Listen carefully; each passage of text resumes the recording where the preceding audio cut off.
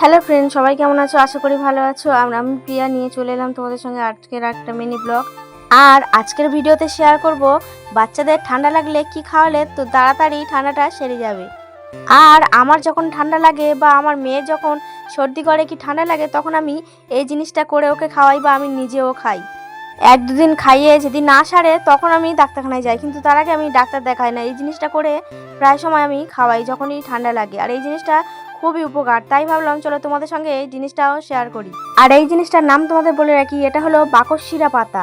আর এই পাতাটার কিন্তু ওই যে সরু সরু ডাঁটিগুলো, ওই ডাঁটিগুলো নিতে হয়, এই পাতাটা বাদ দিতে হয়। এই পাতাটা খায় না। ছোটো থেকে দেখেছি আমার মা ঠাকমারা এই পাতাগুলো ফেলে দিতে হয়, এই ডাঁটিগুলো নিতে। এই ডাঁটিগুলো হচ্ছে সব থেকে উপকার। তো চলো আগে পাতাগুলো ছাড়িয়ে নিই, তারপর তোমাদেরকে দেখাচ্ছি কি দিয়ে খাওয়াতে হয়।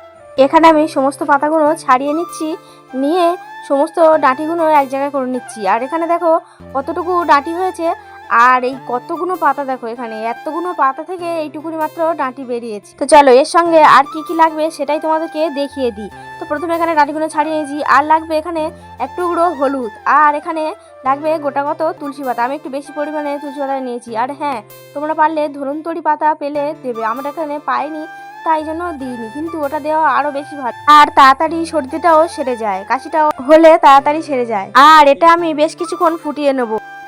আর এটা যখন ফুটবে এর উপর থেকে ফেনা কাটবে, কিন্তু এই ফেনাগুলো কিন্তু উপর থেকে তুলে তুলে ফেলে দিতে হবে। এই ফেনাগুলো থাকলে একদম খেতে ভালো লাগে না, একটা তিতকুড়ি ভাব লাগে, বাজে একটা গন্ধ হয়। তাই উপর থেকে ফেনাগুলো ফেলে দিতে হবে। তারপর এটাকে বেশ ভালো করে পরিষ্কার করে নেব।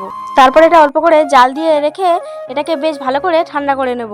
আর এটা ঠান্ডা করে নেওয়ার পর এখানে মানে একটু মধু দিয়ে খাওয়াতে হবে, কারণ এটা ভীষণ তিতো হয়, যার জন্য আর একটা কিরম গন্ধ হয়, যার কারণে এটা শুধু শুধু খাওয়া যায় না, একটু মধু দিয়ে খেতে হয়। আর মধুটা অবশ্যই দিতে হবে, কাশির জন্য মধুটা দেওয়া খুবই দরকার। তাই এখানে আমার মেয়ের জন্য একটা ছোট্ট বাটিতে কিছুটা পরিমাণে মধু নিয়েছি, আর ওই রসটা নিয়েছি। আর রসটার কালার দেখেছো, পুরো একদম সে কাশির সিরাপের মতো হয়েছে না? তাই একদম। আর মধুটা দেওয়ার পর মধুটা অনেকক্ষণ ধরে ঘাঁটতে হবে, কারণ মধুটা তলায় পুরো বসে আছে। যত ঘাঁটছি মধুটার সঙ্গে এটা কিছুতেই আমি এক জায়গায় করতে পারছিলাম না। তো অনেকক্ষণ ঘাঁটার পর এটা এক জায়গায় হয়েছে। তারপর আমার মেয়েকে দিচ্ছে। আর আমার সোনামা দেখো কি সুন্দর করে খেয়ে নেবে। এটা কিন্তু আমি ভালো করে খেতে পারি না, কিন্তু ও একটুও জল ছাড়া কি দারুণ খেয়ে নেবে। ওর কালমেঘার পাতাও বেটে দিলে কি সুন্দর করে খেয়ে নেয়, একটুও মানে কোনো সমস্যা হয় না ওর। আর ওর খাওয়ার পর আমিও একটু নিয়েছি খাবো বলে, আর আমার খাওয়ার পর অবস্থা ভীষণই খারাপ, কিরম বাজে গন্ধ আর কি বাজে। আমি তো ভাবছি যে আমার মেয়ে অত সুন্দর করে খেলো কি করে। আর ওর খাওয়ার পরে কিন্তু একটুও জল খায়নি, আর আমার গার ভিতর বারবার ঝাঁকারি মারছে, কেমন একটা গন্ধ যেন বাজে।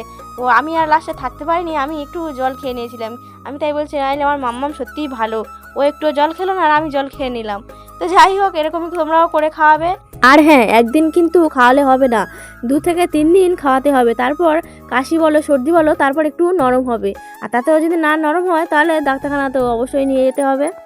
আমি এরকমই করে ভালোই ফল পেয়েছি, তো চাইলে তোমরাও করতে পারো। তো এদিকে আজকে দুপুরে রান্নাবান্নাতে করেছিলাম পমফ্রেট মাছ সর্ষে দিয়ে ঝাল। আর হ্যাঁ, পমফ্রেট মাছ কিন্তু এটা আমি জানতাম যে পুকুরের মাছ, আমি আগে জানতাম না যে এটা নদীর মাছ। আর আমি নদীর মাছ একদমও খাই না। কে কে নদীর মাছ খেতে ভালোবাসো অবশ্যই জানাবে। আমি নদীর মাছ খেতে আমি একদম ভালোবাসি না। আমার ওই ইলিশ মাছ আর নিয়েড়ে মাছটাই যা শুধু ভালো লাগে, নাহলে বাদবাকি কোনো নোনা মাছ আমি একদম খেতে পছন্দ করি না। আমি যেন ওর গন্ধটাই নিতে পারি না। তো আমি প্রথমে জানতাম না যে এটা নোনা মাছ, তো আমি প্রথমে নিয়েছিলাম, নিয়ে একটা কিরম বাজে গন্ধ, খেতে মানে ভালো লাগেনি আমার যেন। এখানে সর্ষে বাটা দিয়ে করেছিলাম, আর উপরে থেকে একটু সর্ষের তেল ছড়িয়ে দিয়েছিলাম যাতে একটু টেস্টটা ভালো হয়। আর করেছিলাম ঢ্যাঁড়সের চচ্চড়ি, আর করেছিলাম উচ্ছে আলু সিদ্ধ। তো এই ছিল আজকে রান্নাবান্না, আর এই ছিল আজকের ভিডিও। তো তোমাদের কেমন লাগলো জানিও।